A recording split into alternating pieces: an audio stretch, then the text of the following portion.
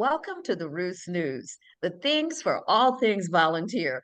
I'm Doretha McCoy, Roost News team member, and our guests for this podcast are Jen Baier, Associate Director for the state of Wyoming, and State President for Wyoming, Stella Montano.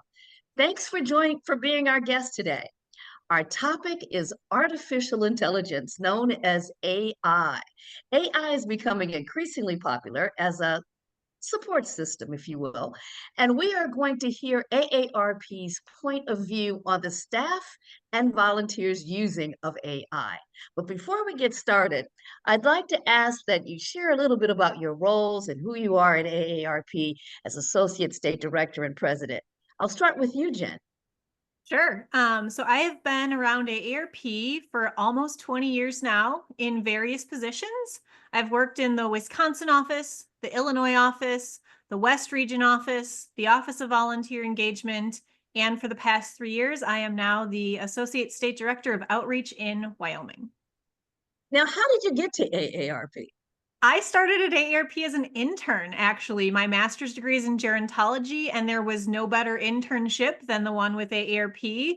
And once I had that internship under my belt, I never wanted to leave. So luckily, I was able to get a position in the Wisconsin State office. That is marvelous. So, Stella, how about you? Well, we moved to Wyoming in 1994, and in 1995, I started working for our local hospital, and I was the director of volunteer services, and I also coordinated a large health fair, and we needed lots of volunteers for the health fair. And there was this really nice group that I had never heard of, but they were an AARP chapter. So fast forward from 1995, when those AARP volunteers finally aged out, I had moved on 12 years later to our senior center as the director of family caregiver services. And we always need volunteers there. And those aging out volunteers had invited us to one of their potlucks, because that's about what they were doing with their chapter, having lots of potlucks. And as it turned out, we decided to change that chapter to a community action team. So about 6 years ago, we did that. My husband was asked to be on the executive council for the Wyoming office, and almost 2 years. I'm into my second year as state president. So that wasn't in my thoughts, but I was very honored to be asked, and thought, well, I was filling in some big shoes with Kate Saracey, and I thought, I don't know, but I did it, and I absolutely love what I'm doing. So, but I get to work with people like all of you, with Jen every day. I think we have a conversation almost every day of something. So I love it. How many volunteers do you guys have? Just curious. You mean statewide or in my community? In your community. In my community, we have like 25 in our community action team, and we're a very busy team. We do a lot of things in this community. I'm actually like 5-6 hours from the state office, so we're a sustained community. So we do a lot on our own, and we usually call and say we're doing this, and the state office says, "Great, go ahead." So it's a great partnership. And Jen, so you're over all this. So how many volunteers do you have altogether? Yeah, so we have about 100 volunteers in Wyoming, and we are the smallest staff in the country. There are just 4 of us. There's no state office smaller. So we truly rely and depend on our volunteers, like our Sheridan team, like our Cheyenne Community Action team, our fraud fighters, our Veterans Advisory Council, our Executive Council, to help us expand our footprint. We don't operate in Wyoming without volunteers. That is awesome. So you're a small but mighty group, if you would put it that way. So thanks for sharing all that information. So let's get back to what we're going to talk about. I want to thank you both for your leadership, but let's talk a little bit about artificial intelligence, better known as AI. There are several types of AI, and our conversation will cover what AARP's called Generative AI Policy and a little bit more. So why don't you give me some information on what is meant by AARP Generative AI? Sure thing. So you mentioned we're small but mighty. And what we're using AI for is to make us more efficient because we just don't have a lot of time. But we also want to make sure that we're following the AARP generative AI policy, which means that all of our staff and all of our volunteers are very aware of the rules and guidelines. So generative AI basically means you're using artificial intelligence to create something, right? There's some sort of output versus predictive AI, which is like Netflix. If I watch a lot of romance movies, Netflix recommends I watch another one. That's predictive. What we're talking Right. about is generative, creating things. So we make sure that we all know what that policy is. What tools are we allowed to use? We'll get into that later. What's a deliverable? When is AI allowed? When is AI not allowed? What are we allowed to use it for? We make sure we all know that so that we can be good stewards of AARP resources and be more effective and efficient without breaking the rules. So is there a written document that the staff and volunteers may access on this, on the volunteer portal or somewhere? There is. Staff have easy access to it. It's right in our SharePoint. If you type in the AI generative AI policy, I checked the volunteer portal right before this. I did not see it in there. So I'll get with the Office of Volunteer Engagement and get it put into the volunteer portal so that there is easy access so that volunteers can see it, because it is very clearly written out. It's a pretty easy to read document considering lawyers put it together. So yes, absolutely. There is a nice set of guidelines for us to follow. So I know we talked about this, and this is a little different, but I'm going to ask you to delve a little bit more into generative AI. While you know that we can pull up things on the internet and ask questions and things of that sort, but how would you use it? That would be more if we could, for our purposes, to let everybody know who has not actually gone on and pulled it up. How would you use it? Yeah, Stella, why don't you talk about some of the things we've used it for in Wyoming and you personally, and then I can share what the staff is using it for.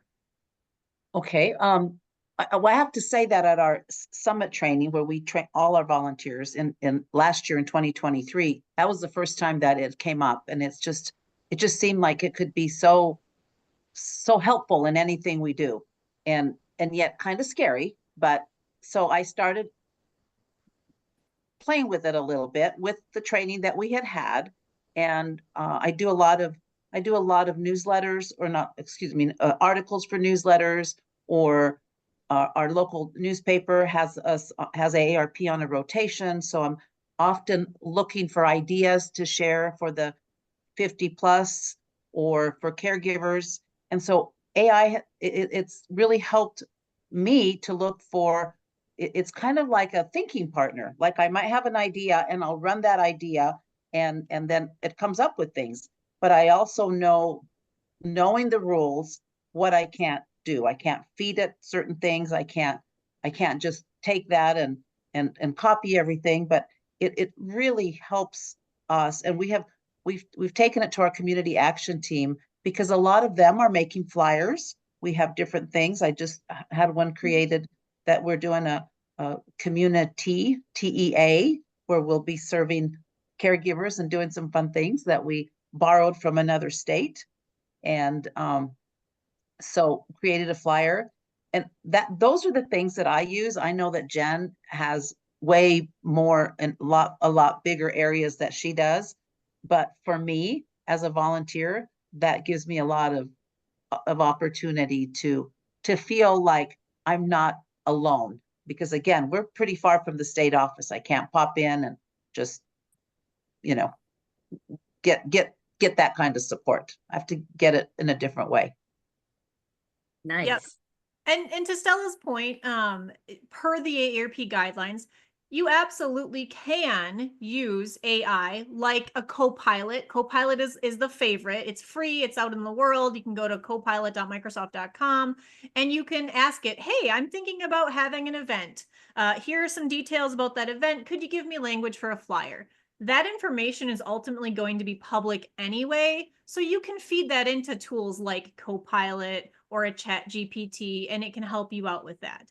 What you can't do is say, hey, I have to write an article for the Sheridan Press. Go ahead and write me a caregiving article, because that's basically plagiarism. So knowing the difference there is something we have really empowered our volunteers around.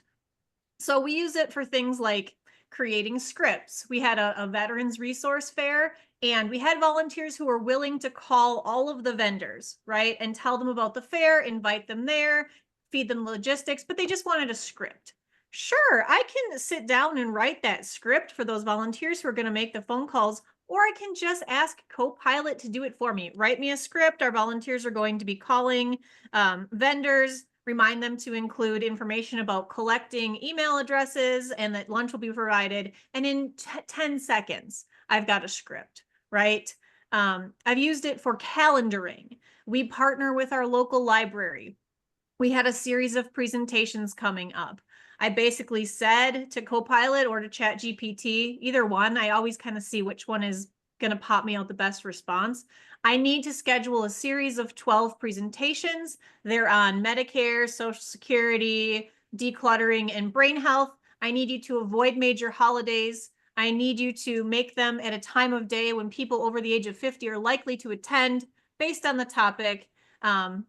Other than that, pop me out a schedule, right? And within 2 minutes, it can give me a full calendar that I can then turn over to the library and say, hey, here's when we'd like to have those. Do I have the ability to sit down and do that myself? Absolutely. But it's super tedious. And if I can get that done and then go do something else, like negotiate a new virtual presentation series for us, I'd rather be spending my time doing that. So those are just a couple of the things we've used it for. Doesn't That that sound sounds so fun? exciting. It does. It really sounds fun. So how do you get people not to be afraid of something like that when you first introduce it? Because listening to it, I mean, I'm excited. I think you want to ask all these questions, but yeah, I know it's a little frightening. So how do you get people to feel more comfortable with it so they'll know? How did you Sure. do that? Absolutely. So I think, we've taken a pretty educational approach. So our first year, like Stella mentioned in 2023, the first thing we do is we review together the generative AI policy so that everybody's on the same page.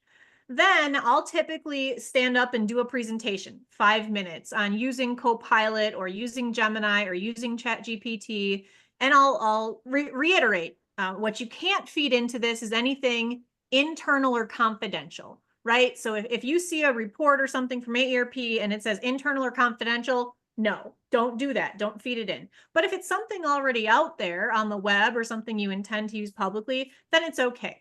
Then we do a couple of examples, and then we get volunteers going hands-on. So we have our iPads spread around the room or some laptops with staff standing by, and we'll do a couple of things like, okay, team number 1, you're going to brainstorm some new ideas for Social Security presentations next year. Team number 2, you're going to brainstorm some new veterans event ideas. Team number 3, you're going to come up with some new ideas on how we can engage caregivers so that everybody has seen it, they've heard it, and then they've tried it.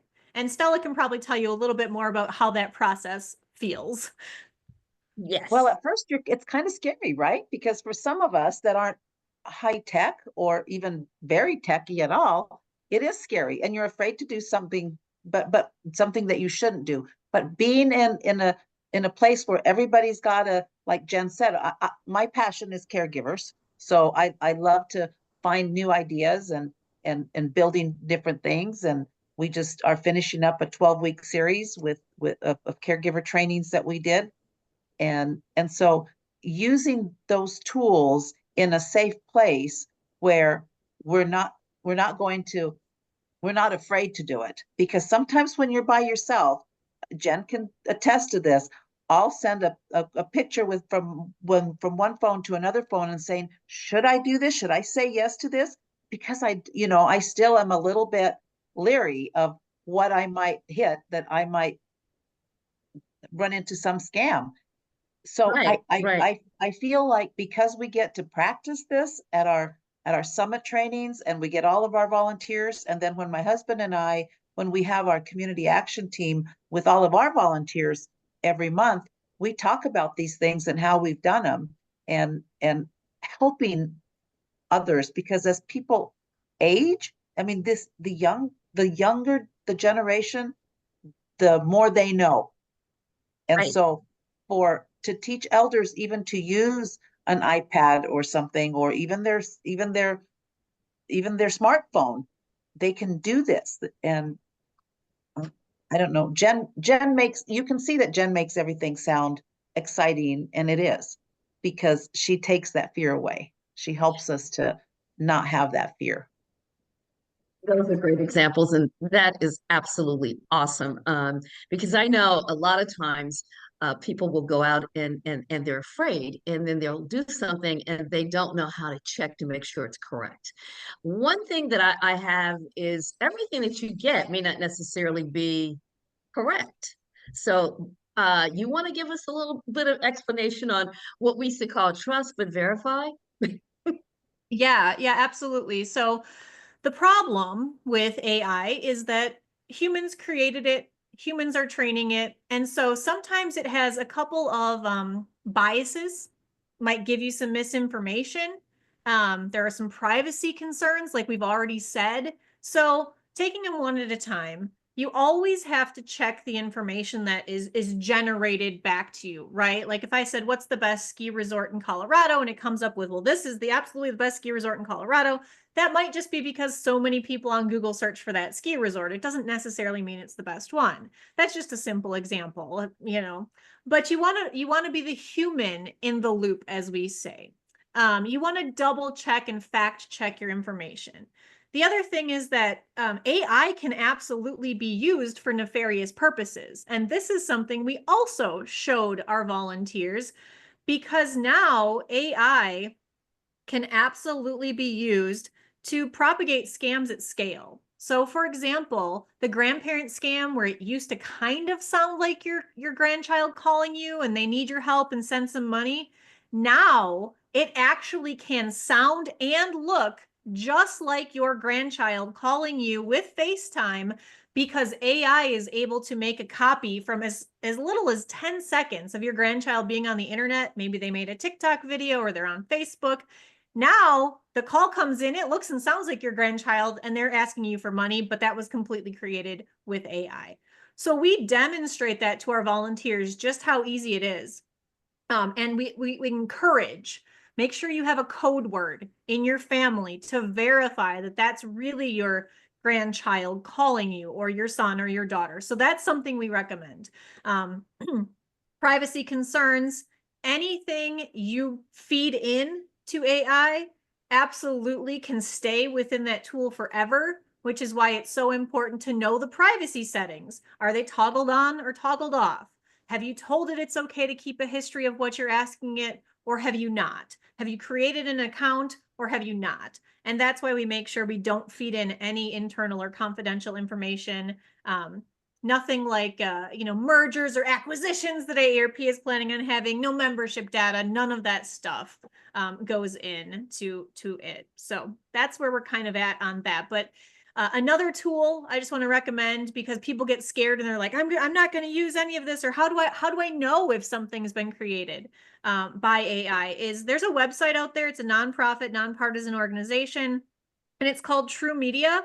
If you're ever wondering if a social media post is real or fake, you can actually paste it into this truemedia.org and it'll give you the likelihood. So it's kind of AI being used to police AI these days. So that's the website I like when I'm like, that doesn't look quite right. Is that real? And then of course you can always call the AARP Fraud Watch Network and they can help you sort that out as well. If you don't have awesome. Jen. If you don't have Jen. If you don't have, you call the Fraud Watch Network. Right. These are awesome resources and very important for all of us, because we know that sometimes there are ethical implications, and we want to make sure that we understand everything that's going on there. What other implications or ethical implications do you think that might be part of this? Any common misconceptions on AI? Stella, did you want to go, or I've got a couple more? Oh, a couple more, but I wanted to share this one little piece, because as I say, people are reluctant to try something new, and then when you do and something happens. So one day my husband and I were here, and he said, uh-oh. And I said, what? He said, I don't know what I did, but I think I'm on the dark web. And immediately my heart was like, how did I said, don't touch anything. I don't know what, don't touch anything. Well, so when I called Jen and I said, this is what's, and so here's what it was. Somehow, you know, when you make your phone lighter or darker, somewhere he made it dark and everything that he had went black. And he thought he had gone onto the dark web. So I didn't know. And so you see, I mean, that's like a really silly story, but it was a true story. And at first we were both like terrified It was a little scary in the moment. It's funny now. But then these guys just had a great laugh about it. And so it made us, you know, explore. Don't be afraid. Try it. We much out there, you just never know. But yeah. So I just had to. So go ahead, Jen. I had to just share that with you guys. I love the story. I love the story. That story that Clarence calls up and I think I'm on the dark web. But we sorted Clarence all out. No problemo. I think one of the other things we have to be really careful of, because it's so easy and it's free and it's out there. You literally in a few seconds you can be on Copilot asking it questions and it's generating all this great information. There's a difference between using it as a thinking partner and full out plagiarism, which is what a lot of colleges are dealing with. So for example, it's okay to say, hey, Copilot or GPT, give me some things I could talk about in relation to the holidays and caregivers and things they're dealing with. To use it as a thinking partner. What I can't do is say, hey, Copilot, write me an article that sounds like it comes from AARP about holiday caregiver stress, and then copy and paste that article and give it to a newspaper. That's not what you want to do, right? So there's a balance there, because the tool is smart enough to do it, but you as the human ethically need to make sure it's okay to proofread, but it's not okay for it to create an entire, you know, deliverable, as we call it, deliverable. It's okay to help you generate event ideas and run of shows and even scripts to help you get things together. But if an event were totally created by artificial intelligence, we should absolutely, number one, be giving credit to the fact that AI helped us sourcing it. And number two, just making sure that that's all okay within the organization and things like that. Now, I've used it to say, look at this agenda for our volunteer summit. Give me some ideas on how I can make this more interactive. This session here feels a little flat. It's late in the afternoon. What could we do to get people up and thinking? And it was like, well, maybe you should have a quiz. Maybe you should have a spinning wheel. Maybe you should do prizes. Great. Awesome. Love it. So it's a fine line to walk. Definitely. Mm-hmm. So it changes the way you think about a lot of things, but how do you think the way AARP and staff will communicate with each other and the public? How do you think that's going to affect us with AI? I think, you know, we've trained a couple of different states, Alaska, South Carolina, Wyoming, and basically just making sure that we're following the guidelines. It's not that AI is going to, you know, replace communication between staff and volunteers, but it might look a little bit different, right? It might just be a little bit different. I feel like some of what we're producing is maybe a little bit more polished, a little bit more, I don't have to use as much time. I don't have to go through my communications department as often to say, hey, could you just spell check and edit this for me? Because AI can do that as long as I'm creating something that's meant to be in the public. What do you think, Stella? I think you're spot on. And I think as a volunteer, I mean, you know, so much as a staff person, but as volunteers, we want to do things and we want to be out there, and we don't want to be left behind. And if we don't get with these programs, we will be left behind. And then we, you know, even when we are in the rural areas, we have newsletters now that are, you know, digital newsletters, and there's people that have a flip phone and they can't get that. So we still have to do both. But by having the knowledge and not being afraid to try it, for me, I think that it's really helped me to grow in what I can do. And in my position as state president, I I feel more confident. So that's what I think we just need to move forward, but be very careful with what we do and do those proofreading and know that we're not just oh, is that what they said? So that must be what it said. No, we need to check. We need to make sure that that's what it really is. You made some very good points, Jen. Thanks. Awesome. Awesome. So I know we're getting close to time, but there's a couple more questions because this is so exciting. What excites you most about the future of AI? Yeah, I've got a couple of examples. So I think the more that you're using AI in your personal life versus your professional life, you start to learn how it thinks and how it can help you with things. So some of the things I'm most excited about and what I use it for the most is trip planning, right? If I'm going to be taking a trip to Patagonia, AI is absolutely useful for telling me the local things, right? Like what are some local hiking trails I can take? What shouldn't I leave the country before I do? What are some great local restaurants? And I pull my phone out everywhere I am. I'm trying to think of where we just were in Alaska. Stella, we were in Alaska together and we were like, what are some local stores we can hit where we can find some authentically made Alaskan goods, right? Gave us some great recommendations, gave us some great restaurant recommendations. So that's some of the things I'm using it for. The other things is even on a day-to-day basis, you can say to it, I've got milk, eggs, cheese in my fridge. What can I make? And it'll give you a couple recipes. So that's really, I appreciate that. As somebody who's trying to eat a lot of protein, I'll be like, what are the highest protein breakfast options that I can, have today? Here's what I've got at home. And it can help me with that, right? So it really helps me achieve my goals. The other thing I'm most excited about is just how quickly it's changing. Sometimes I'll wish AI could do something, and what used to take months or years, maybe like in 2 or 3 days, now AI, they've updated it and now it can do that. So it's exciting, it's a little scary, but that's kind of how I'm using it and what I'm excited about. And Stella, I know you were using it for your some of your home stuff with your Google and your Siri. Do you want to tell us a little bit about that?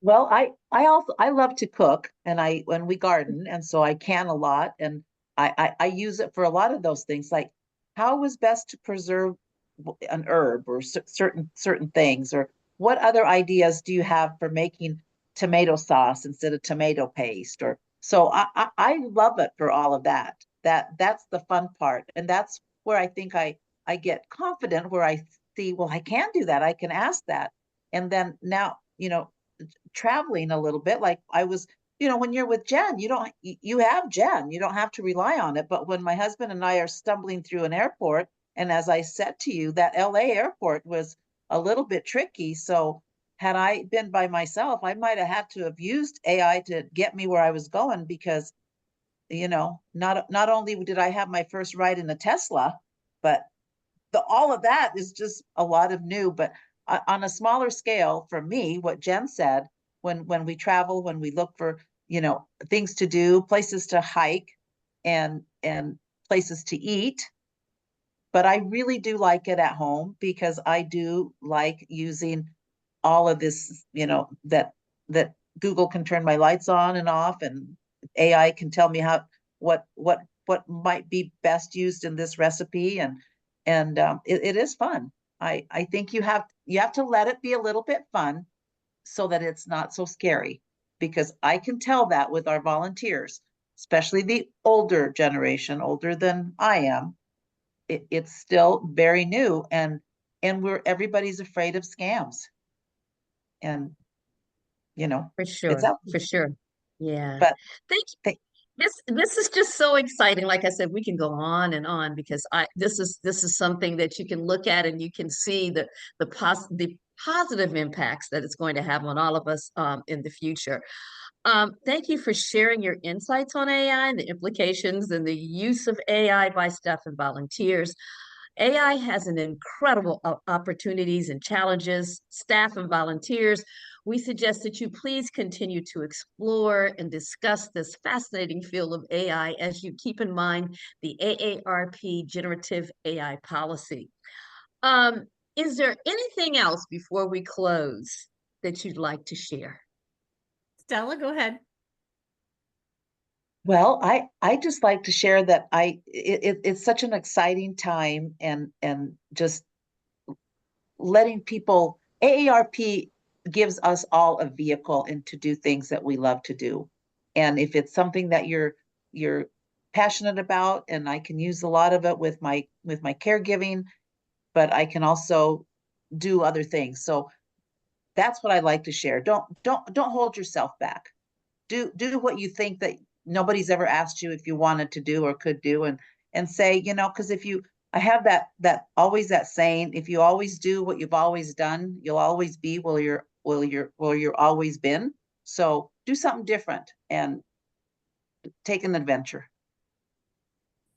Great. I would say to that point, jump in, read the policy, come to us if you need help. I'm always happy to iterate ideas and kind of give advice, and prompting is a new art form, right? If you know how to ask, and Stella and I joke about this, because if you ask AI something politely, it responds more politely. So if you say please and thank you, it's kind of fun to see what different responses you'll get. But jump in, try it, and really, it can really help you be more efficient, save time, create some things you couldn't create before. It's kind of fun.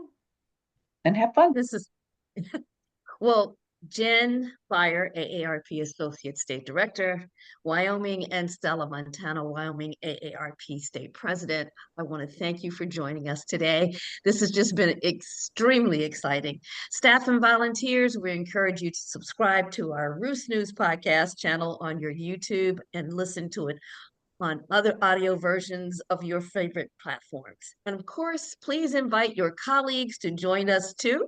On behalf of the Roost News podcast team, I want to thank you, and you have a pleasant day.